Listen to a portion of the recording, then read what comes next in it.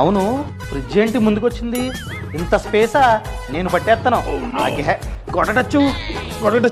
ఏయ్, ఫ్రిడ్జ్ ఏంటి గోడకు పెడుతున్నావు? కాస్త స్పేస్ ఇవ్వు. స్పేసా?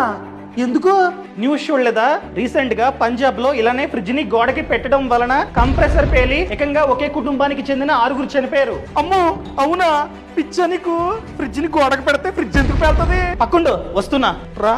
చూడు, ఫ్రిడ్జ్ బ్యాక్ సైడ్ అనగా ఇక్కడ కంప్రెసర్ ఉంటుందన్నమాట. మనం అస్తమాటు ఫ్రిడ్జ్ ని ఆన్ చేసి ఉంచడం వలన కంప్రెసర్ హీట్ అవుతూ ఉంటుంది. సో మనం ఖచ్చితంగా గోడకి ఫ్రిడ్జ్ కి 6 అంగుళాలు స్పేస్ ఇవ్వాలి.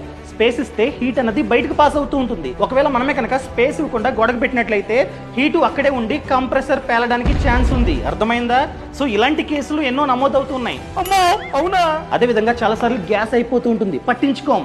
అలాంటప్పుడు కూడా కంప్రెసర్ పేలడానికి ఛాన్స్ ఉంది. ఎవరింట్లో అయితే ఫ్రిడ్జ్ ఉందో వాళ్ళందరికీ ఈ వీడియోని షేర్ చేయడం మర్చిపోకండి.